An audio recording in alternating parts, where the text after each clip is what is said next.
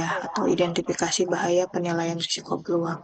Oke, nanti mungkin untuk yang terkait tugas, jadi saya juga pengennya kan nggak buru-buru langsung selesai semuanya gitu ya. Jadi tetap nanti bertahap sambil nanti saya cek juga untuk tugasnya gitu ya. Kemarin kan untuk IBPRP saya minta untuk tuliskan dulu uraian pekerjaan. Nah, mungkin kalau beberapa yang punya IBPRP-nya lengkap, nanti disesuaikan aja formatnya. Tapi tetap nanti dianalisa kembali gitu ya. Jangan langsung yang sudah ada dimasukkan gitu ya. Karena kan disesuaikan juga dengan kondisi di project gitu ya. Apakah apa urutannya sesuai gitu ya ataupun lainnya. Oke, termasuk nanti penilaian rating risiko juga ya. Biasanya nanti banyak dari beberapa yang masih eh, kasih ratingnya itu masih agak bingung gitu ya, atau masih belum sesuai lah ya. Ya, kalau memang uraian pekerjaan kan nanti bisa dicari itu di contohnya itu biasanya kalau di schedule atau di RAB ya, atau di BOQ. Biasanya kan di situ ada masing-masing uraian pekerjaan. Nanti kan ada di breakdown ya, di breakdown masing-masing itemnya. Kayak kemarin misalnya pekerjaan persiapan, nanti ada di breakdown lagi apa aja gitu ya pekerjaannya. Termasuk nanti pekerjaan pondasi di breakdown dari pekerjaan galian, urugan, pembesian, bekisting, pengecoran dan sebagainya. Oke, baik.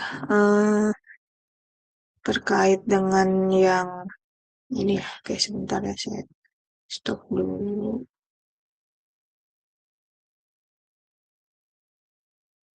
Oke, berarti kita lanjut kalau kemarin kan udah dibahas terkait eh, materi masih penyusunan ya. Oke, nah kita lanjut. Eh, Kalau sebelumnya juga sama ya, karena kita memang ini modul pelatihan untuk petugas keselamatan konstruksi atau petugas SMKK ya. Jadi kita tentukan terlebih dahulu gitu ya untuk penyusunan risiko keselamatan. Kalau sebelumnya kan sudah dijelaskan ya untuk yang komunikasi koordinasi itu kan terkait dengan kegiatan-kegiatan komunikasi ya banyaknya sama koordinasi seperti safety induction, safety morning talk gitu ya ataupun toolbox meeting dan sebagainya. Nah, terus biasanya kalau dalam suatu project itu di K3 itu ada namanya dokumen SMKK gitu ya. Karena memang kalau sekarang kan bukan kita bicaranya K3 gitu ya. Kalau K3 itu nanti istilahnya lebih spesifik pada keselamatan dan kesehatan kerja aja.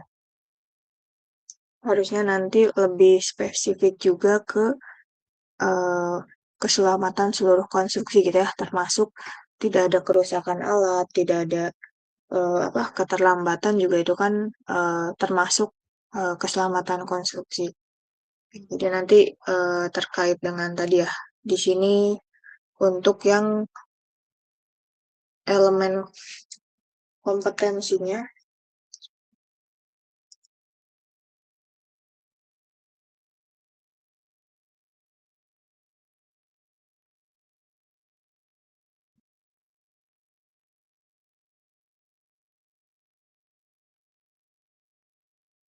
Oke, sebentar.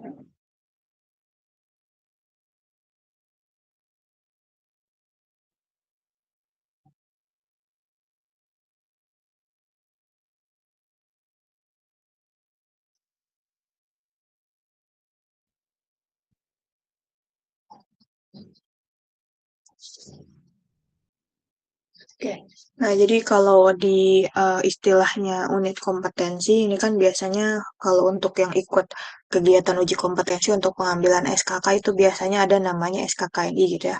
SKKNI itu biasanya dikeluarkan oleh Dinas Tenaga Kerja ya. Biasanya nanti untuk masing-masing bidang apa unit kompetensi itu dikeluarkan. Contohnya kalau di sini kan elemen kompetensi sama kriteria unit kerja. Jadi nanti apa aja elemen yang harus disiapkan gitu ya. Contohnya kan untuk menyiapkan format dokumen gitu ya, mengidentifikasi pekerjaan sampai menyusun dokumen SMKK. Nah, jadi untuk kriterianya tadi banyak ya ada terkait formatnya apa saja, baik itu yang diidentifikasi ataupun yang dibuat sesuai peraturan, termasuk juga format-format lainnya. Jadi nanti ini lebih ke dokumen gitu ya. Kalau kemarin terkait komunikasi koordinasi, kalau ini terkait format dokumen untuk SMKK. Oke. Nah, jadi kalau untuk tadi ya menyiapkan format dokumen SMKK sesuai dengan peraturan, jadi kita harus eh, pahami dulu gitu ya pengetahuan dasar keselamatan konstruksi. Makanya kenapa kadang orang QHSE atau HSE itu banyak memang dari bidang sipil juga gitu ya, nggak semuanya dari apa kesehatan masyarakat atau sebagainya. Karena mereka juga harus tahu seperti apa bahaya kerja di lapangan. Artinya kan harus orang yang terlibat gitu ya, tahu metode kerja dan sebagainya. Nah, terus juga kalau tadi untuk pengetahuan dasar keselamatan konstruksi, terus juga ada identifikasi bahaya, risiko, dan standar operasional prosedur atau SOP-nya. Nah, terus juga tadi ya kita harus identifikasi bahaya dalam DED atau Detail Engineering Design. Jadi dari kalau kita sudah di perencanaan gitu ya, kalau sudah dapat gambar DED, gambar kerja, ada schedule atau spesifikasi teknis, kita identifikasi bahayanya dari situ. Jadi artinya kadang proyeknya belum dimulai, belum berjalan, tapi kita sudah harus identifikasi bahaya dan risiko. Makanya kita harus punya gitu ya dokumen-dokumen tadi seperti DED atau gambar kerja atau schedule ataupun spesifikasi teknisnya. Oke, termasuk untuk manajemen risiko ya. Jadi di sini juga ada manajemen risiko keselamatan konstruksi, termasuk dokumen SMKK dan juga nanti format-format baku terkait dengan dokumen SMKK. Nah, ini untuk contoh pekerjaan tingkat risiko kecil ya. Jadi kalau tingkat risiko kecil itu biasanya hanya untuk bangunan sederhana gitu ya. Contoh di sini bangunan teknologi sederhana, masih bangunan satu lantai, atau jumlah pekerjanya tidak lebih dari 25 orang, itu masuk ke tingkat risiko kecil. Atau juga tadi potensi bahaya rendah, peralatan pertukangannya juga masih manual gitu ya, dan juga nilai pekerjaannya kurang dari 10 miliar. Itu biasanya untuk yang kategori risiko kecil. Makanya kalau di manajemen risiko itu untuk nilai proyek lebih dari 20 miliar itu masuknya ke risiko menengah atau bisa risiko tinggi juga gitu ya. Jadi ini apa yang dimaksud tadi proyek tingkat risiko kecil. Nah, tadi ya yaitu contohnya seperti yang ada di gambar ini. Jadi ini adalah kategori untuk tingkat risiko proyek yang kecil gitu ya untuk risikonya. Nah, untuk pengetahuan dasar keselamatan konstruksi. Nah, jadi kan tadi dijelaskan ya, kenapa di sini bahasnya keselamatan konstruksi, kenapa nggak K3 gitu ya. Nah, kalau K3 itu kan hanya keselamatan dan kesehatan kerja, tapi kalau untuk keselamatan konstruksi itu lebih luas gitu ya. Jadi segala kegiatan keteknikan untuk mendukung pekerjaan konstruksi dalam mewujudkan pemenuhan K4 gitu ya. Jadi bukan hanya K3 lagi, tapi sudah eh, segala keteknikan untuk mendukung pekerjaan konstruksi untuk mewujudkan keempatnya, yang menjamin keselamatan keteknikan konstruksi, keselamatan dan kesehatan kerja, serta keselamatan publik dan keselamatan lingkungan. Artinya keempat ini lingkupnya lebih luas gitu ya, khususnya tadi keselamatan konstruksi, karena dia lebih ke kegiatan keteknikan, termasuk K3 juga di dalam ada bagian dari keselamatan konstruksinya. Jadi tadi untuk keselamatan kesehatan kerja, termasuk juga keselamatan publik dan keselamatan lingkungan. Jadi bukan hanya yang ada di dalam proyek ya, tapi yang di luar proyek ataupun yang ada di sekitar area lingkungan juga harus dalam kondisi selamat ya.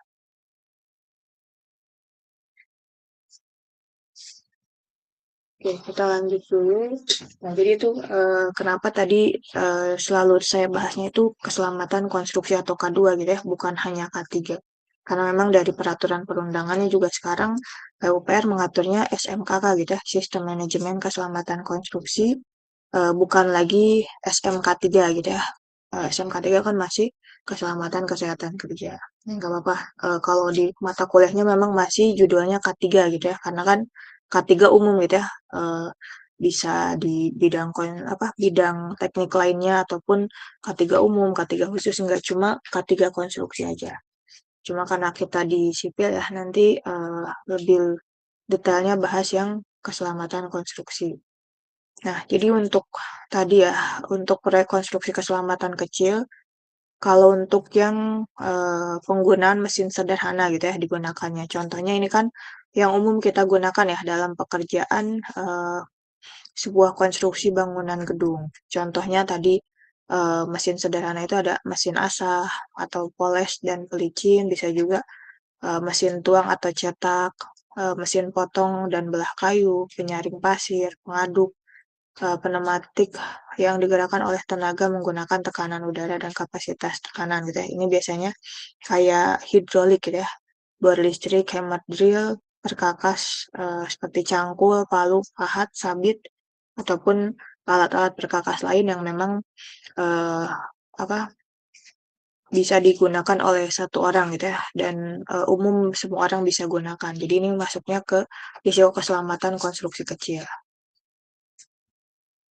Oke, untuk pengetahuan dasar keselamatan konstruksi, eh, latar belakang keselamatan konstruksi itu ada 4 ya di sini, yaitu accident free atau keinginan untuk selamat dan terhindar dari bahaya. Jadi kenapa kita harus paham keselamatan konstruksi? Pertama ya memang karena kita ada namanya accident free gitu ya, keinginan untuk selamat dan terhindar dari bahaya, termasuk business interruption. Jadi keinginan untuk terhindar dari kerugian materi akibat kecelakaan. Nah ini juga sama ya, ada terhindar dari kerugian materi selain tadi keinginan untuk terhindar dari bahaya.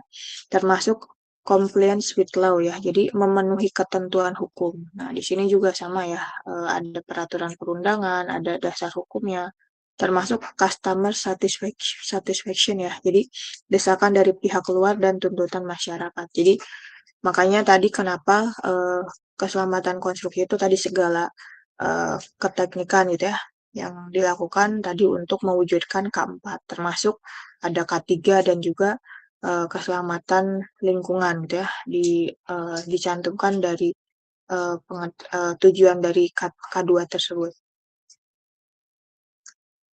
Oke, untuk pengetahuan dasar keselamatan konstruksi, nah jadi tadi ya sama pada hal manajemen ya. Kalau kita punya manajemen itu kan artinya kita sudah melakukan perencanaan gitu ya atau planning. Berarti kan di sini kita ada sasaran untuk keselamatan konstruksi. Jadi sasaran dalam keselamatan konstruksi itu yang pertama tadi menjamin dipenuhinya standar keamanan, keselamatan, kesehatan, dan keberlanjutan pengkajian perencanaan, perancangan, dan pelaksanaan konstruksi. Jadi artinya bukan hanya keselamatan dan kesehatan kerja, tapi ada keberlanjutan atau sustainability gitu ya. Kan banyak ya sekarang dicanangkan itu keberlanjutan atau sustainable.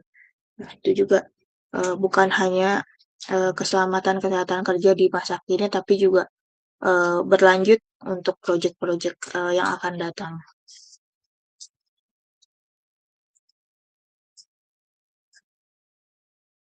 Oke, nah terus juga tadi kalau untuk menjamin dipenuhinya standar K4, terus juga melindungi keselamatan dan kesehatan para pekerja dan orang lainnya di tempat kerja konstruksi, baik secara formal, yang formal maupun yang informal.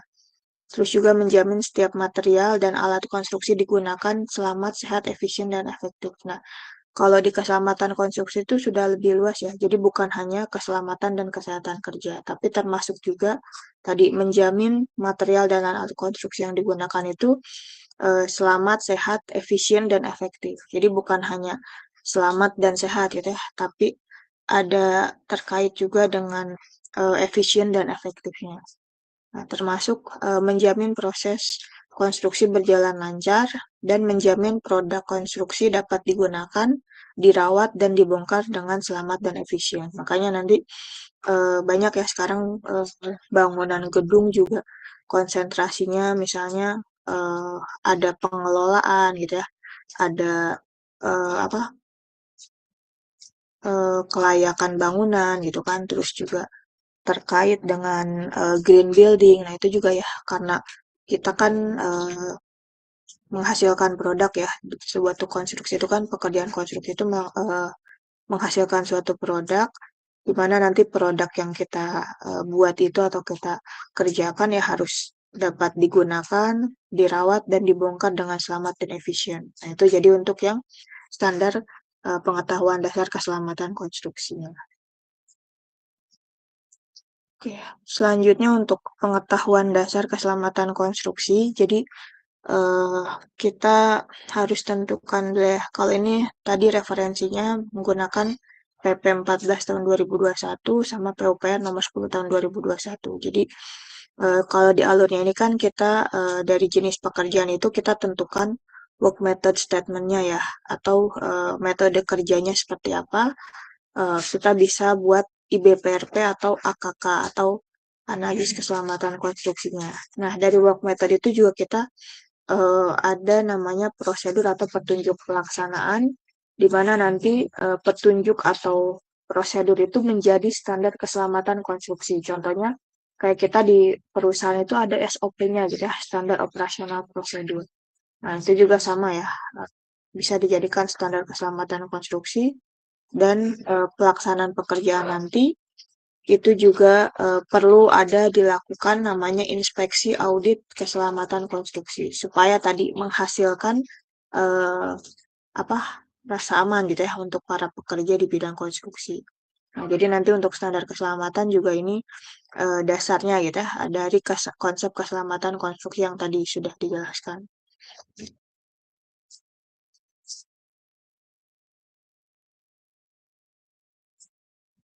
Oke, kita lanjut di sini untuk pengetahuan dasar keselamatan konstruksi. Nah, jadi tadi kan kita sudah bahas ya terkait keselamatan konstruksi. Nah, kalau di sini terkait mengenal K3 ya. Nah, kan kita memang mata kuliahnya K3 gitu. Cuma memang saya fokusnya lebih ke keselamatan konstruksi, bukan hanya K3. Nah, kalau secara filosofis ya, jadi kan kita sering lihat ya logonya gitu ya untuk K3 ada logonya, terus tujuan pendekatannya apa saja. Nah, di sini kan dijelaskan ya untuk pendekatan filosofisnya itu suatu upaya pemikiran dan penerapan yang ditujukan untuk menjamin keutuhan dan kesempurnaan jasmaniah dan rohaniah tenaga kerja dan manusia pada umumnya, termasuk hasil karya dan budaya. Jadi biasanya memang ini untuk pekerja ya, berarti kan ada hasil karya atau produk yang dihasilkan, termasuk budayanya juga untuk meningkatkan kesejahteraan kelangsungan pembangunan. Nah, terus juga ada namanya pendekatan kemanusiaan. Jadi kalau kecelakaan itu kan menimbulkan penderitaan bagi si korban dan keluarga. Jadi ini juga perlu dilakukan adanya dasar keselamatan konstruksi atau K3 tadi. Nah, makanya K3 juga melindungi pekerja dan masyarakat gitu ya. Setiap kerja itu wajib mempunyai asuransi gitu ya dalam pekerjaan, termasuk seperti asuransi BPJS gitu ya, ataupun baik itu BPJS Kesehatan, BPJS Ketenagakerjaan, termasuk nanti dia juga bagian dari HAM gitu ya, Hak Asasi Manusia, Undang-Undang 1945 pasal 27 ayat 2. Jadi secara pendekatan filosofis, pendekatan kemanusiaan, dan pendekatan ekonomi. Jadi K3 juga punya tujuan gitu ya, atau dasarnya itu adalah lebih ke pendekatan ekonomi di mana K3 tadi mencegah adanya kerugian serta meningkatkan produktivitas. Nah, kalau secara keilmuan gitu ya, nah kita kan di bidang akademisi ya gitu ya, suatu ilmu pengetahuan dan penerapannya yang dikembangkan dalam upaya mencegah kecelakaan, kebakaran, peledakan, pencemaran, ataupun penyakit akibat kerja. Nah, ini adalah untuk secara keilmuan. Jadi, tujuan kita belajar K3 ya tadi ya, ilmu pengetahuan, penerapannya yang dikembangkan mencegah tadi kecelakaan, kebakaran, peledakan, pencemaran, ataupun penyakit akibat kerja. Sedangkan tadi untuk pendekatan hukumnya, ketiga melindungi hak dan kewajiban pekerja dan pemberi kerja. Jadi setiap pemberi kerja dan pekerja itu memiliki hak dan kewajiban gitu ya. Para pihak terikat dengan hak dan kewajiban hukum yang tercakup dalam peraturan perundang-undangan. Misalnya dengan undang-undang, PP, permen, standar dan syarat-syarat keselamatan dan kesehatan kerja. Jadi ini tadi ya, ada beberapa pendekatan terkait dengan K3. Oke. Sedangkan kalau untuk lambang K3-nya sendiri, ini kan yang sering kita lihat ya, logo seperti palang ya, palang yang roda warna hijau. Ini kan palang ya yang tanda plusnya, terus ini kayak roda gerigi, eh, ada 11 gerigi ya di sini ya jumlahnya. Nah, jadi ini 11 gerigi dengan dasar warna putih. Jadi ini ada arti sama maknanya juga gitu ya untuk eh, logo K3 ini.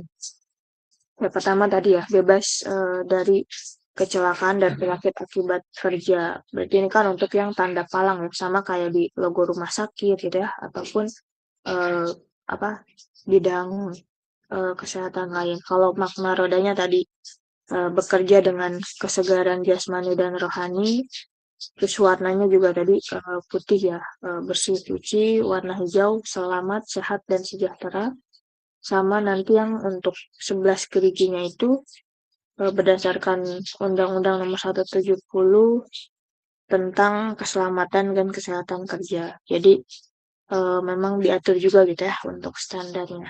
Oke, jadi ini tadi untuk pendekatan atau tujuannya tadi sudah disampaikan. Ini untuk yang lambang. Uh, Oke, kita lanjut ke sini ya. Kemarin juga sudah dibahas ya bagian yang definisi bahaya, risiko, dan tingkat risiko.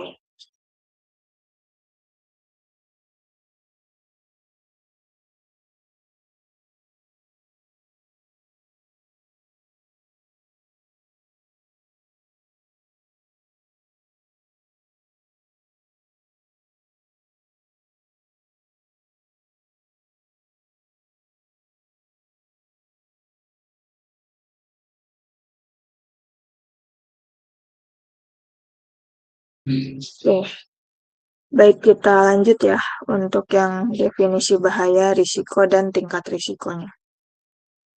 Oke, untuk pengetahuan dasar keselamatan konstruksi, kita kemarin sudah ada namanya kayak apa itu bahaya, apa itu eh, apa risiko gitu ya. Nah, jadi kalau di sini definisi bahaya adalah segala kondisi yang dapat merugikan, baik cedera ataupun kerugian lainnya. Sedangkan untuk bahaya sendiri adalah segala sesuatu berupa sumber kondisi atau tindakan tidak selamat yang berpotensi mengakibatkan kerugian. Nah, jadi kerugian tadi ya, apa aja gitu ya. Bisa dengan cedera, fatalitas, luka berat, cacat atau luka ringan, kerusakan harta benda dengan alat, material, mesin, dan sebagainya, atau kerusakan lingkungan, tanah, udara, dan air. Nah, termasuk terganggunya proses kombinasi dari semuanya juga. Di sini kan contoh sumber bahaya gitu ya. Kalau tadi nih kerugiannya, kalau ini sumber bahayanya kemarin juga udah dijelaskan ya, ada dari orang, material benda, alat, lokasi, metode kerja, ataupun kondisi gitu ya, lubang lantai tanpa railing, jalan licin, jalan berlubang, kabel kelupas, ataupun tepian lantai tanpa railing. Kalau untuk tindakan tadi mengemudi terlalu cepat, naik tanpa tangga ataupun bekerja tanpa APD itu juga bisa mengakibatkan adanya bahaya. Termasuk yang tidak punya kompetensi gitu ya. Biasanya nggak punya keahlian tapi mau coba bekerja dalam kondisi yang ada risiko bahayanya.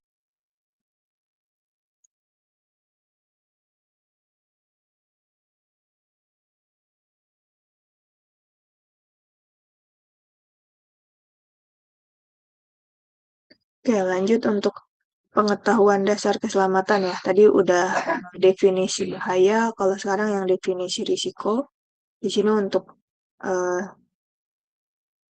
risiko adalah tadi ya, kemungkinan akibat atau kemungkinan terjadinya kerugian yang disebabkan karena terpapar oleh suatu bahaya. Jadi itu tadi risiko itu kemungkinan-kemungkinan gitu ya, yang terjadi akibat terjadinya kerugian yang disebabkan karena terpapar oleh suatu bahaya. Untuk tingkat risiko itu perpaduan antara tingkat kekerapan ya, jadi frekuensinya atau probability dan tingkat keparahan, yaitu besarnya akibat atau severity, yang merupakan besar dari kemungkinan kerugian dari suatu kecelakaan atau penyakit akibat kerja. Jadi nanti ini untuk ratingnya ya, terkait kekerapan dan keparahan. Kalau untuk yang kekerapan itu kan dari 1 sampai 5 ratingnya. Kalau untuk yang keparahan juga ini 1 sampai 5. Nah, ini contoh dari rating gitu ya. Dimana kalau satu itu kan hampir tak pernah terjadi, eh, dua kecil kemungkinan terjadi, sampai yang rating 5 itu hampir pasti terjadi. Dan sedangkan untuk yang keparahan, semakin besar itu fatalitasnya semakin tinggi gitu ya. Nah, kalau untuk keparahannya, kalau di rating 1 ya cukup dengan P3K misalnya. Pertolongan pertama aja udah bisa lanjut kerja lagi gitu ya, nggak perlu ada apa eh, dibawa ke rumah sakit atau nggak perlu sampai dihentikan pekerjaan ya. Nah, kalau ada sampai rawat inap berarti udah masuk level 2 keparahannya. Termasuk nanti yang kalau ada fatalitas itu kan berarti kematian gitu ya. Itu juga kalau lebih dari satu orang berarti memang keparahannya, fatality-nya udah masuk rating 5. Oke, jadi untuk tingkat risiko itu kan hitungnya tingkat kekerapan dikali tingkat keparahan ya. Nah, di sini contoh kasusnya, misalnya mengecor beton di tepi bangunan lantai 5, bekisting kolom setinggi 4 meter, tidak menggunakan perancah, tidak ada tangga dan tidak ada platform dan railing pelindung. Dan pekerja cat tidak menggunakan full body harness. Ini udah kebayang gitu ya. Ngecor di lantai 5 itu satu lantainya kalau misalnya 4 meteran udah ada 20 meter. Bekisting kolomnya tingginya 4 meter. Terus tidak menggunakan perancah, tidak ada tangga, tidak ada platform atau railing. Nah, dia nanti kan berarti berdiri di ini ya besi-besi yang apa belum dicor biasanya. Apalagi dia tidak menggunakan full body harness. Nah, ini kan udah pasti risikonya cukup tinggi gitu ya. Nah, maka di sini tingkat keparahan menjadi sangat mungkin terjadi. Jadi, yang harusnya risiko jatuhnya kecil, tiba-tiba menjadi level 4 gitu ya, sangat mungkin terjadi. Dan jika pekerja jatuh ke tanah akan mengalami fatalitas. Nah, berarti kan kalau dikali di sini fatalitasnya masukkan bisa terjadi kematian ya, risiko terburuknya. Jadi jika jatuh ke tanah akan mengalami fatalitas ratingnya 4. Maka kalau tadi F-nya 4, A-nya 4, tingkat risiko itu kan fatality dikali tadi ya, untuk yang kemungkinannya berarti 4 kali 4, 16. Nah, berarti di sini bisa dilihat dia masuk ke kategori eh, risiko besar ya, di sini ya, yang rating 5. Jadi di sini 4, di sini juga 4. Maka ratingnya 16. Apalagi yang kalau ratingnya 5 sama 5 itu udah masuk ke risiko sangat tinggi. Nah, di sini juga udah ada keterangan ya, 1 sampai 4 tingkat risiko kecil. Nah, ini tingkat risiko kecil, 5-12 tingkat risiko sedang, dan 15-25 tingkat risiko besar. Oke, kita lanjut di sini untuk tadi ya. Jadi bukan tidak mungkin suatu apa suatu risiko bahaya itu nggak ada pengendaliannya gitu ya. Makanya kita perlu lakukan namanya pengendalian risiko. Jadi dalam mengendalikan risiko kita perlu yang pertama itu jenis pengendaliannya ada eliminasi, substitusi, rekayasa teknis, pengendalian administratif ataupun penggunaan APD. Jadi pertama itu fungsi eliminasi itu kan artinya menghilangkan ya, menghilangkan atau meniadakan bahaya dan risiko.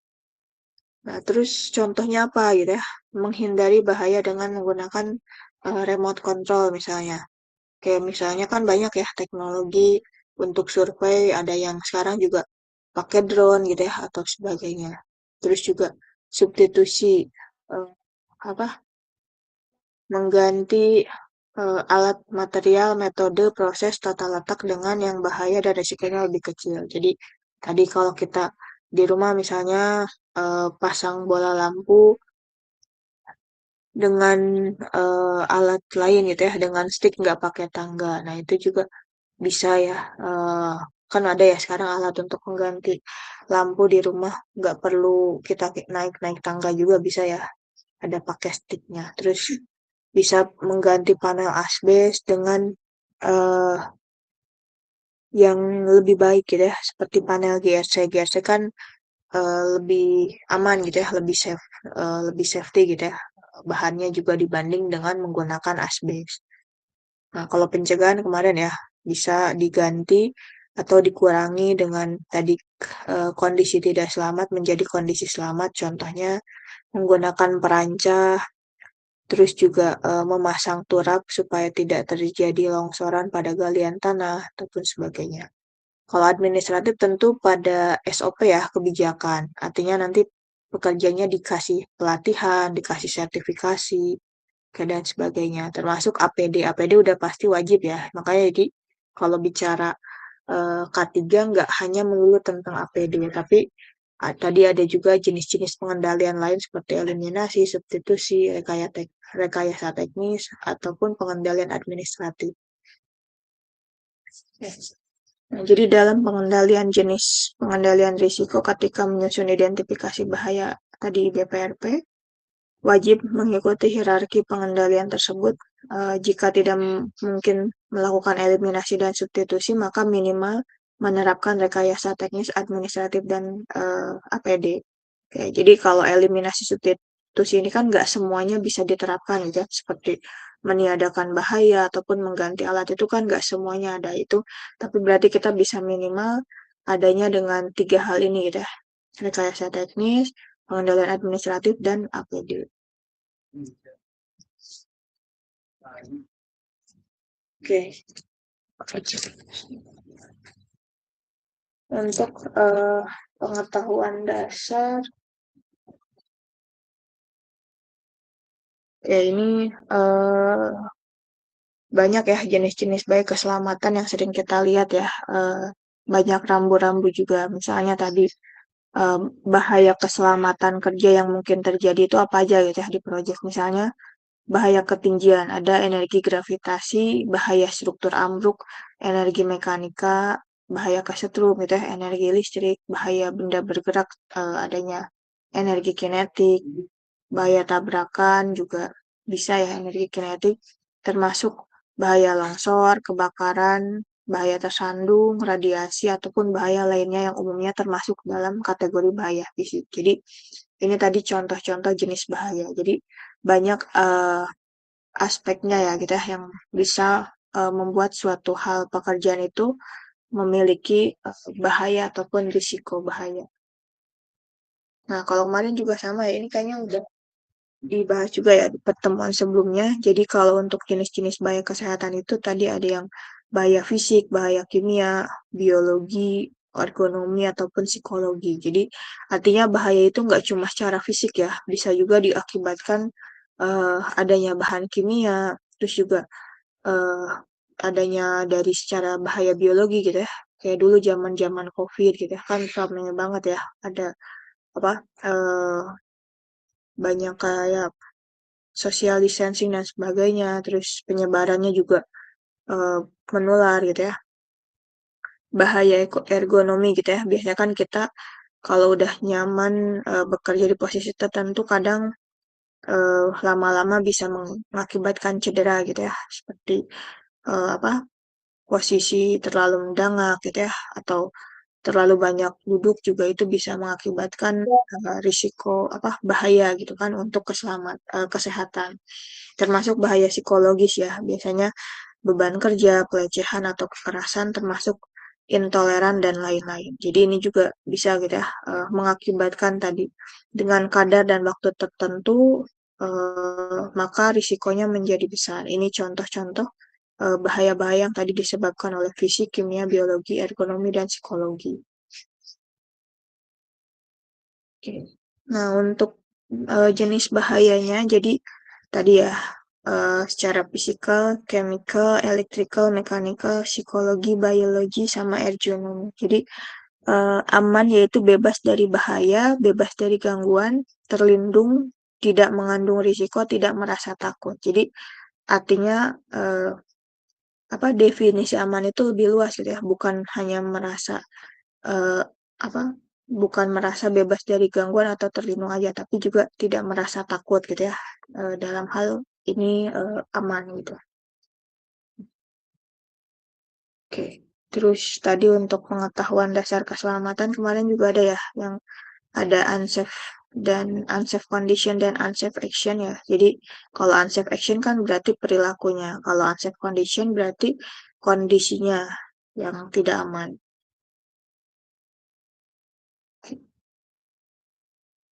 Ini untuk yang pengetahuan dasar keselamatan konstruksi. Jadi sumber bahaya itu juga sama ya. Banyak sumber bahaya, bisa dari bahaya alat, bahaya material, bahaya orang atau tenaga kerja, bahaya lokasi ataupun bahaya metode kerja. Jadi ini adalah sumber-sumber bahaya dalam tadi kita mengidentifikasi risiko. Sedangkan untuk kecelakaan konstruksi ya, di sini definisinya. Oke, kita bisa lihat ya, di sini ada gambar adanya kecelakaan konstruksi, misalnya pekerja tadi terjatuh gitu ya di area konstruksi. Jadi kan, atau misalnya ada kegagalan ambruk saat pekerjaan pemasangan berdisting, gitu kan. Nah, jadi kecelakaan konstruksi itu adalah suatu kejadian akibat kelalaian, gitu ya, kelalaian pada tahap pekerjaan konstruksi karena tidak terpenuhinya standar keamanan. Nah, ini juga bisa ya. Banyak ya kita sering lihat karena kelalaian, maka eh, bisa jadi berdampak gitu ya untuk adanya terjadi kecelakaan. Termasuk tadi K3 juga mengakibatkan harta benda eh, apa waktu kerja kematian bisa menjadi mengakibatkan tadi ya kematian cacat dan atau kerusakan lingkungan. Jadi tadi ya kecelakaan ini juga banyak dampaknya. Yes, kalau untuk kerugian harta benda sudah pasti gitu ya. Waktu juga terganggu gitu ya. Aktivitasnya kerja juga apa atau bahkan bisa menyebabkan tadi kematian ataupun cacat gitu ya atau cedera. Nah, jadi untuk faktor pengetahuan dasar keselamatan konstruksi, faktor-faktor penyebab terjadinya juga kita perlu identifikasi gitu ya. Jadi kelalaian pelaksana dan lemahnya pengawasan, ini juga bisa jadi gitu ya, pelaksana ataupun pengawasnya lengah, terus tidak dilibatkan petugas keselamatan konstruksi dan tenaga ahli keselamatan konstruksi atau ahli K3 dalam pelaksanaan konstruksi. Banyak ya, kadang karena proyeknya dianggap proyek kecil, proyek sederhana, jadi dianggap nggak perlu ada K3-nya gitu ya, cukup pakai APD helm aja.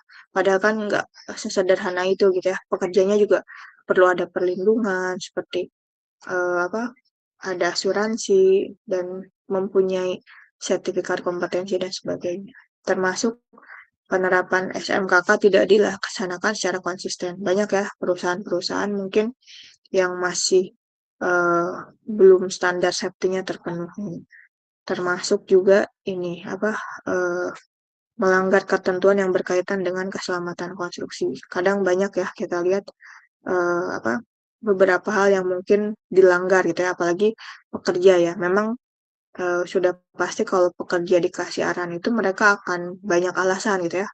Eh, Menyusahkan pekerjaan lah, panas gitu ya, pakai rompi atau pakai helm, pakai sarung tangan, ribet lah, susah ini itu. Tapi kan memang tugas kita ya, bisa sebagai petugas keselamatan tadi memastikan bahwa APD-nya terpakai gitu ya. Berarti kan kalau memang sudah diberikan teguran untuk pekerjanya sekali dua kali, ya berarti harus ada punishment gitu ya. Seperti apa ada hukuman ya, apakah itu dengan skorsing bekerja gitu ya atau bahkan dengan denda dan sebagainya itu juga bisa perlu dilakukan. Oke, untuk yang accident dan insiden ya kurang lebih harusnya sudah dijelaskan ya, accident itu kan kejadian yang tidak dikehendaki atau yang tidak diduga, tiba-tiba yang dapat menimbulkan korban manusia, harta, benda, dan lingkungan. Ya kemarin contohnya eh, kecelakaan gitu ya, kasus KRL dan sebagainya juga itu kan accident. Terus kalau insiden berarti kan kondisi apabila pada saat itu sedikit saja ada perubahan maka dapat mengakibatkan terjadinya kecelakaan. Nah, ini juga sama gitu ya. Accident dan insiden itu sebenarnya saling berkaitan. Cuma bedanya itu insiden itu kondisi yang memang tadi adanya perubahan gitu ya mengakibatkan terjadinya kecelakaan. Kan contohnya misalnya sudah ada schedule-nya gitu ya, tiba-tiba ada perubahan. Nah, itu juga kan bisa mengakibatkan adanya kecelakaan juga. Jadi memang ada beberapa keputusan penting gitu ya dalam hal tadi kondisi-kondisi tertentu. Apalagi kalau tadi sudah ada kecelakaan juga. Oke, tapi juga penyebab kecelakaan dan akibat kerugiannya. Jadi kenapa bisa sampai terjadi kecelakaan gitu ya? Kan kadang kita juga bertanya kenapa. Nah, makanya di sini eh, ada beberapa alasan mungkin ya. Bisa juga karena lack of control gitu ya, lemah pengendalian atau pengawasan. Misalnya program tak sesuai, standarnya nggak cocok, dan tak patuh standar. Itu biasanya kan karena di pengendalian dan pengawasannya. Nah, terus juga bisa jadi basic cause ya, sebab-sebab dasar seperti faktor personal atau faktor pekerjaan. Jadi individu ini juga bisa berpengaruh gitu ya, basic cause-nya. Immediate juga sebab langsung, biasanya ada tindakan tidak aman dan juga kondisi tidak aman. Nah, termasuk di insiden ya, kontak dengan energi ataupun bahan, serta loss gitu ya, adanya kerugian manusia, harta benda, proses kerja, lingkungan, dan juga masyarakat. Jadi ini yang bisa menyebabkan tadi kecelakaan atau kerugian. Nah, jadi di sini gitu ya, kecelakaan adalah akibat dari rangkaian sebab akibat atau domino effect gitu ya. Jadi udah pasti satu kecelakaan itu diakibatkan dari ada apa kejadian-kejadian sebelumnya yang mungkin bisa karena kelalaian pekerjanya gitu ya. Satu orang pekerja bisa menjadi eh, rangkaian akibat sebab akibat gitu ya untuk kejadian-kejadian lain. Kalau di konstruksi ya contohnya satu orang nggak mau pakai helm gitu ya, atau satu orang nggak mau pakai APD. Kalau dia apa bekerja terus tiba-tiba jatuh apa berarti kan mengakibatkan waktu kerja terganggu. Otomatis yang lain juga pekerjanya harus berhenti, terus juga alat material bisa rusak gitu ya. Terus juga apa waktu kerja hilang, biaya juga tetap harus dibayar gitu ya untuk para pekerja yang apa yang bekerja di hari itu. Jadi artinya banyak gitu ya kerugian-kerugiannya ataupun waktu kerja hilang, biaya eh, untuk penanganan gitu ya dan sebagainya juga bisa.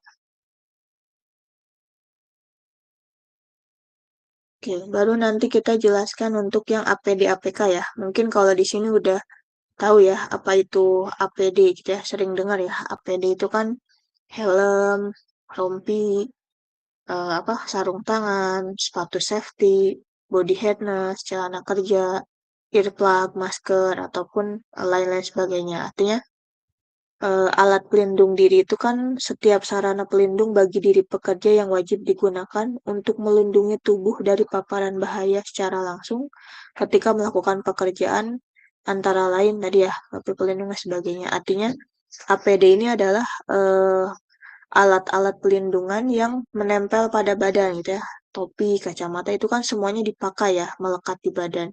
Nanti beda lagi dengan namanya APK. APK itu kan dia nggak melekat di badan ya, kemarin udah dijelaskan. Nah, ini kalau tadi APD kita udah tahu ya semuanya. Nah, ini contoh untuk APK. APK itu kan alat pelindung kerja. Jadi banyak orang tahu APD tapi nggak tahu apa itu APK. APK itu kan eh, semua sarana pelindung bagi pekerja ya terhadap paparan bahaya ketika melakukan pekerjaan, yaitu membuat kondisi selamat atau safe condition untuk bekerja. Nah, contohnya di sini ya ada gambar pagar pelindung ya dari ketinggian Terus ada untuk yang pagar gitu ya, untuk pelindung tepi tangga naik turun atau disebutnya railing gitu ya. Terus ada juga safety barrier untuk seperti pagar juga ya, biasanya untuk safety net juga ya, atau falling object protection. Nah, ini safety net, termasuk safety lifeline ya. Biasanya kan ada jalur-jalur khusus gitu ya. Nggak semua orang misalnya di luar jalur berarti ya itu berarti bisa saja ada benda jatuh atau area bahaya gitu kan. Nah, jadi ini contoh-contoh APK gitu ya. Jadi dia fungsinya melindungi pekerja tapi dia nggak melekat di badan. Tadi kan contohnya safety net kan nggak dipakai gitu ya. Safety net cuma dipasang di keliling bangunan. Terus safety railing gitu ya, kan untuk pegangan. Kalau misalnya kita lewat jembatan seperti ini gitu ya. Nah ini kan kalau nggak ada jembatannya itu memungkinkan terjatuh gitu ya, terpeleset dan sebagainya. Oke, itu untuk APD APK. Nah, ini untuk format IBPRP ya. Kalau ini yang masih yang terbaru ya, Permen PUPR nomor 10 tahun 2021. Oke, jadi tadi SMKK sama rencana konstruksi. Jadi disingkat ya SMKK tadi sistem manajemen keselamatan konstruksi supaya tadi menjamin terwujudnya keselamatan konstruksi sama rencana keselamatan konstruksi atau RKK. Biasanya RKK ini wajib dibuat juga gitu ya kalau kita mengerjakan suatu proyek. Nah, ini nanti untuk yang matriks manajemen keselamatan konstruksi. Jadi kita perlu eh, menjamin gitu ya dengan standar SMKK tadi, standar keamanan, keselamatan, kesehatan, dan keberlanjutan. Jadi ada keselamatan keteknikan konstruksi, keselamatan kesehatan kerja, keselamatan publik, dan keselamatan lingkungan. Nah, objek yang diselamatkan apa gitu ya? Kalau untuk keteknikan konstruksi ya objeknya adalah bangunan atau aset konstruksi, termasuk peralatan dan material.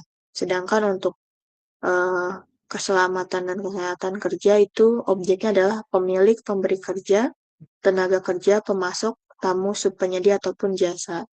Nah, kalau ini tadi K3 gitu ya. Kalau ini kan beda lagi keselamatan keteknikan. Termasuk keselamatan publik juga objeknya adalah masyarakat sekitar proyek ataupun masyarakat terpapar. Dan keselamatan lingkungan ada lingkungan kerja, lingkungan terdampak proyek, sampai ke lingkungan alam ya, dan juga lingkungan terbangun. Oke, jadi tadi untuk pencegahannya tentu ini pencegah apa kecelakaan keteknikan konstruksi, kecelakaan kerja, penyakit akibat kerja. Ini untuk yang kecelakaan pada masyarakat serta kecelakaan lingkungan. Nah, metode pencegahannya itu kita bisa membuat identifikasi bahaya, penilaian risiko dan peluang atau IBPRP gitu ya. IRADC juga ada yang istilahnya gitu ya. Prosedur kerja aman, analisis keselamatan konstruksi atau AKK, RKK, RMPK, RKPPL, dan program mutu dan RMLLP gitu ya. Ini adalah terkait metode pencegahannya. Nah, untuk elemen keselamatan konstruksinya tadi ada kepemimpinan dan partisipasi tenaga kerja gitu ya, perencanaan keselamatan konstruksi, dukungan keselamatan konstruksi, operasi keselamatan, dan evaluasi kinerja SMKK. Nanti ini bisa dibaca aja ya untuk elemennya. Nah, ini untuk format IBPRP ya. Kemarin juga sudah saya contohkan ya untuk tugasnya. Jadi, IBPRP itu identifikasi bahaya, penilaian risiko, penentuan pengendalian risiko, dan peluang. Yang selanjutnya, eh, tadi ya disebut IBPRP adalah proses mengidentifikasi bahaya, menilai dan mengendalikan risiko, serta menilai peluang gitu ya. Serta menilai peluang. Ya, jadi kalau kita identifikasi baik itu kita harus lakukan pengendalian juga gitu ya. Bukan hanya identifikasi ini risiko bahayanya, ini. Tapi nggak dibuat pengendaliannya. Tentu kita kalau di K3 itu harus eh, melakukan pengendaliannya juga gitu ya. apa aja sih tadi, apakah dengan eliminasi, substitusi, rekayasa teknis, ataupun bahkan dengan penggunaan APD apakah cukup gitu kan. Nah, terus sisa peluangnya tadi kita apakan gitu ya, kalau misalnya udah kita lakukan pengendalian, tapi masih ada sisa risiko. Nah, artinya itu kita cek lagi apakah sisa risiko itu bisa diterima atau tidak bisa diterima. Kalau bisa diterima ya walaupun ada risiko ya tetap dijalankan gitu ya. Nggak mungkin kita hilangkan. Tapi kalau nggak ada ya bisa aja nanti uh, didiskusikan gitu ya dengan para stakeholder lainnya. Ini tadi untuk penjelasan contoh format IDPRP-nya. Nanti untuk pengetahuan dasar, tadi ya, tabel penetapan tingkat keparahan. Jadi tingkat keparahan 5 itu untuk yang skala konsekuensinya ada manusianya, ada fatality gitu ya. Lebih dari satu orang cacat tetap. Atau ada juga yang terdapat peralatan utama yang rusak total sehingga pekerjaan berhenti selama lebih dari 1 minggu. Nah, material rusak gitu ya.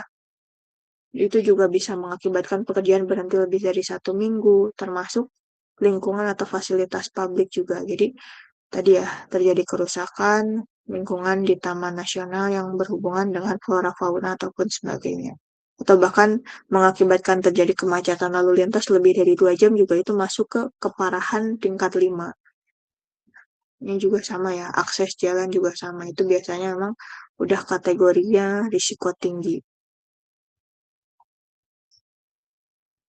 Oke. Ini juga tadi ya, ini contoh-contoh tingkat penetapan keparahan ya, nanti bisa dicek aja. Jadi, kenapa kita harus menilai 4, 5, 3, 2, 1. Ini kan di sini ada ketentuannya ya. Kenapa harus, misalnya kalau kita lihat, ini kayaknya nggak bahaya, tapi kenapa bisa ratingnya 5 gitu ya. Nah, ini standar untuk pengetahuan dasarnya. Jadi, penerapannya itu sudah diatur di peraturan perundangan juga gitu ya. Nah, tadi misalnya kalau sampai ada satu orang pekerja sampai harus perlu rawat medis, ya itu juga masuk ke tingkat keparahan 3, bukan hanya misalnya eh, pekerjanya apa harus cedera total dulu, misalnya baru tingkat 3. Di sini yang level 2 aja udah bisa dikategorikan tingkat keparahannya 2 gitu ya kalau sampai ada rawat inap. Nah, ini kalau untuk yang level 1 kan masih bisa ditangani gitu ya. Kalau material aja tuh tidak mengakibatkan kerusakan, peralatan tidak memerlukan perbaikan atau penanganan yang mengakibatkan pekerjaan berhenti lebih dari 1 hari. Jadi apa? Kalau misalnya ada kecelakaan sebenarnya masih masuk tingkat 1 gitu ya. Makanya benar-benar tingkat keparahan itu kalau nggak ada sama sekali berarti ya zero gitu ya, zero accident. Tapi kalau udah masuk 1 berarti ya ada benda rusak ataupun ada apa eh, kecelakaan aja ya itu udah masuk level 1 keparahannya. Oke, kalau ini untuk yang kalau tadi kan kekerapan ya. Oke, kalau ini tadi keparahan juga. Kalau ini hmm, seperti kekerapannya ya. Kalau tadi keparahan ini kekerapan. Jadi kekerapan itu tadi hampir pasti, sangat mungkin, mungkin, kecil kemungkinan, hampir tidak pernah. Nah, ini juga ada kategorinya. Misalnya tadi yang hampir tidak pernah, berarti kan itu kemungkinan terjadinya lebih dari 3 tahun terakhir itu nggak ada kecelakaan. Terus kecil kemungkinan kecelakaannya 1 kali dalam 3 tahun terakhir. Mungkin terjadi 2 kali dalam 3 tahun terakhir. Sangat mungkin 1 kali dalam 1 tahun terakhir. Kalau udah 5 berarti lebih dari 2 kali dalam 1 tahun. Nah itu udah adalah untuk penetapan tingkat keparahan dan tingkat kekerapannya. Oke, untuk peraturan menteri di sini sama ya. Eh, nomor 21 tahun 2019 sama tadi komponen biaya juga. Jadi ini lebih ke apa? SMKK ya. Jadi kalau di Permen PUPR nomor 10 tahun 2021 ada penyiapan RKK, sosialisasi promosi, alat pelindung APD APK, asuransi perizinan, fasilitas sarana prasarana, rambu-rambu, konsultasi dengan ahli kegiatan dan peralatan. Nah, ini adalah untuk yang 9 komponen ya untuk SMKK. Nah, dasar perhitungannya nanti kan sebenarnya ada lanjutannya itu perhitungan gitu ya. Nah, sesuai analisis pada setiap tahapan pekerjaan berdasarkan tadi program kerja yang diperoleh dari kajian hasil kajian risiko atau manajemen risiko serta daftar kebutuhan sumber daya berdasarkan program kerja apakah kebutuhan SDM-nya gitu ya, manning schedule, kebutuhan peralatan ataupun kebutuhan lainnya seperti kegiatan promosi, sosialisasi, konsultasi dan sebagainya. Termasuk alokasi sumber dana berdasarkan progres pekerjaannya.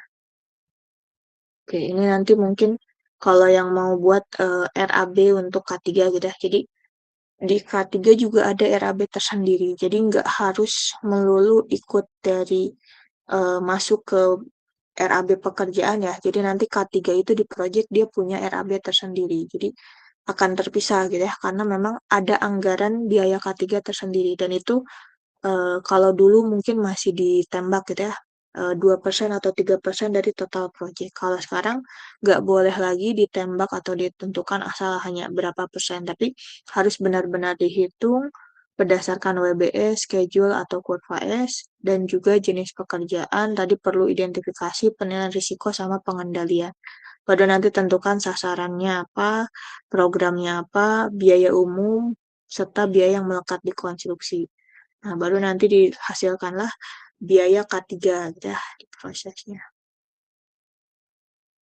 Oke, ini tadi untuk contoh daftar pekerjaan berdasarkan WBS. Makanya kalau memang ada WBS ya bagus gitu ya, tapi kalau nggak ada ya berarti kita uraikan aja nanti daftar pekerjaannya. Misalnya pekerjaan persiapan, struktur, arsitektur. Nah, ini kan sebenarnya cuma ada 7 pekerjaan gitu ya kalau untuk gedung. Tapi dalam satu daftar pekerjaan itu kita bisa breakdown lagi. Di pekerjaan arsitektur ada lantai, dinding, jendela, dan sebagainya. Nah, di pekerjaan lantai aja bisa di breakdown lagi. Ada area basement, area mall, area tower, dan sebagainya. Jadi, ini yang namanya WBS gitu ya. Work Breakdown Structure. Jadi, struktur work breakdown pekerjaan ya. Ya, kalau ini contoh daftar WB penyelesaian waktunya. Nah, jadi kalau kita lihat di kurva S itu kan ada bobot pekerjaan gitu ya. Dengan nilai sekian, bobotnya berapa persen dari total project, kita bagi gitu ya. Selesai di pekerjaan yang mana. Nah, ini nanti bisa diurutkan juga. Coba nanti kita memang eh, nggak semua project kadang bisa mengeluarkan kurva S-nya gitu ya. Jadi nanti mungkin boleh dibuat dummy aja atau perumpamaan kalau memang bisa nanti buat scheduling seperti kurva S-nya. Oke, baik. Mungkin ini masih sama ya. Ini eh, sebagai materi yang berbeda. Oke, baik. Mungkin ini ya materi terkait K3 terkait dokumen SMKK ya. Jadi nanti terkait IBPRP, tadi keselamatan kerja, kecelakaan, bahaya, risiko. Nah, nanti silahkan dibaca ya untuk lebih lengkapnya. Oke, mungkin sebelumnya ada yang ditanyakan dulu untuk eh, perkuliahan. Oke, sambil saya cek ya.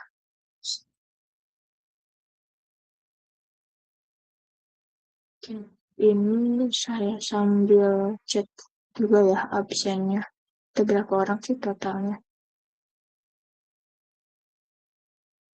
Oke, kemarin udah di absen semua ya.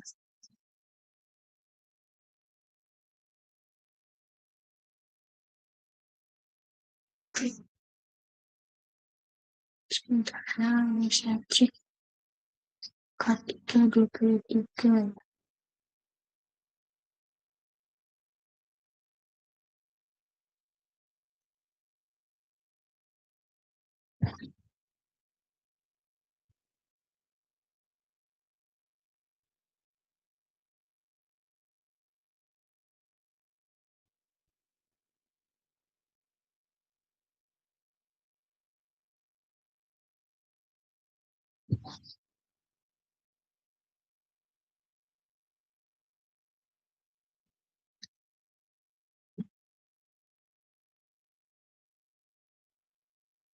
Ya, saya bikin cek dulu.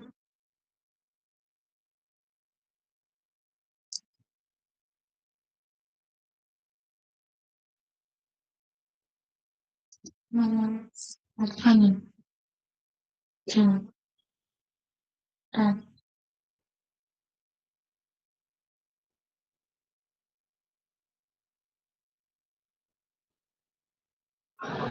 Ibu, Meika sama Zakia satu device.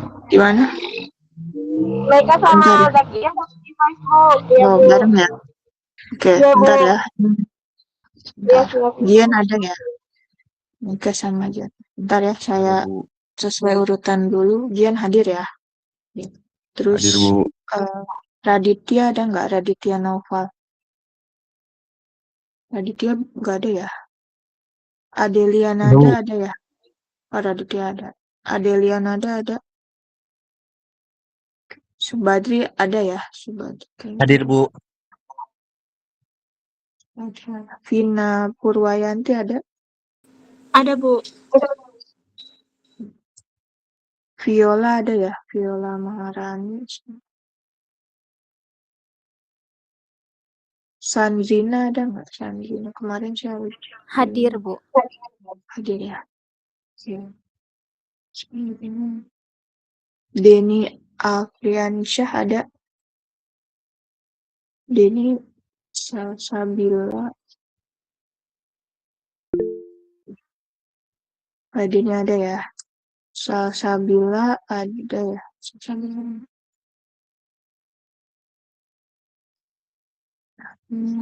Sini, kelihatan. Saya cek dari sini aja. Yang gampang. Salsabila ya. Oke. Denny tadi ada. Dava ada ya. Dava tadi satu. Hadir, Bu. Sahnaz ada nggak Sahnaz? Shana satu device sama saya, Bu. Sama apa? Vina ya Sama tadi ya. Iya, Bu.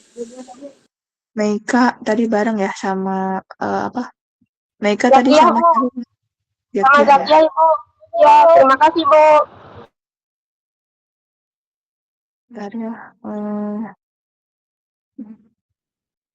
Alsar ada nggak Alsar?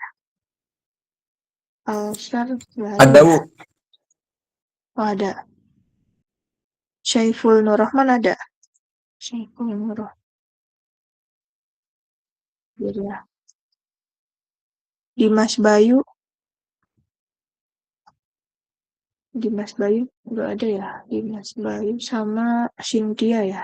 Dimas Bayu sama Cynthia. Sebentar. Jakir udah tadi. Mutia Raisa ada. Mutia Raisa ada. Muhammad Rasyid ada ya. Tresna juga hadir. Ahmad Aditya ada nggak? Ahmad Aditya ada ya. Hadir, Bu. Hadir, Bu. Hadir. Oke. Mesril tadi bareng ya. Hadir, Sama Bu. Disti Auli. Siap hadir. Oke. Baik. Jadi tadi ya materinya silakan nanti dipelajari ya. Kalau memang K3 banyaknya nanti memang di belajar identifikasi. Cuma mungkin kalau kayak RKK dan lain sebagainya memang itu kan nanti udah levelnya ahli gitu ya. Tapi nanti kita bahas aja tapi nggak sampai bikin RKK dan sebagainya. Yang penting kita bisa dulu identifikasi risiko supaya nanti kan mungkin kepake gitu ya di pekerjaan apalagi di proyek gitu ya. Karena memang K3 itu mau proyek apapun diperlukan gitu ya. Mau itu sebagai di kantor. Apalagi sekarang wajib ya setiap kerjaan proyek konstruksi wajib punya ahli K3 gitu ya di suatu apalagi di bidang jasa konstruksi. Baik, mungkin gitu aja ya untuk materinya. Nanti mungkin kalau untuk tugas silahkan dilanjut progresnya ya untuk IBPRP kalau yang sudah ada data-data project. Oke. Kalau tidak ada pertanyaan lagi, oke, saya cukupkan ya untuk perkuliahannya. Oke. Selamat siang. Assalamualaikum warahmatullahi wabarakatuh.